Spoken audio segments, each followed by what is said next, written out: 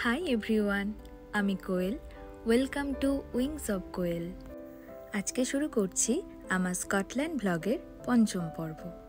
আবারও আমি বিগ বাসে উঠে পড়েছি আমার নেক্সট ডেস্টিনেশনে যাওয়ার জন্য। এটি হলো এডিনবরার অন্যতম বিখ্যাত রাস্তা প্রিন্সেস স্ট্রিট। সামনেই দেখতে পাচ্ছ দাঁড়িয়ে আছে মহিমান্বিত স্কট মনুমেন্ট। দুই পাশে সারি সারি ঐতিহাসিক ভবন আর তাদের স্থাপত্যশৈলী যতই দেখি ততই মনে হয় চোখ ফেরানোই মুশকিল। এদের একটা জিনিসের তারিফ না করে পারছি না, এরা শত শত বছর এই পুরনো বিল্ডিংগুলোকে এত সুন্দর করে আঁকলে রেখেছে। এইসব উপভোগ করতে করতেই চলে এলাম ডেন ভিলেজে। ডেন ভিলেজ একেবারেই যেন রূপকথার গ্রাম। মাঝ দিয়ে বয়ে গেছে ছোট্ট একটা নদী, আর চারপাশটা ভীষণ শান্ত।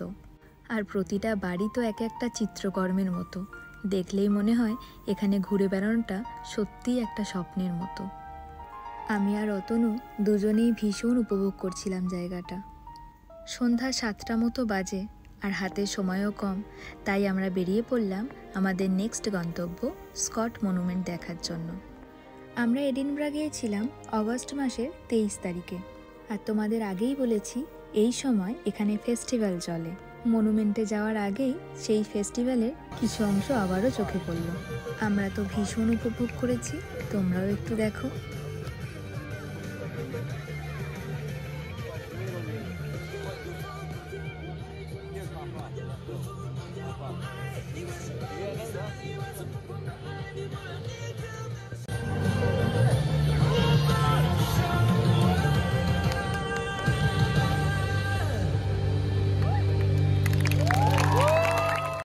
অবশেষে আমরা এসে পৌঁছালাম স্কট মনুমেন্টে।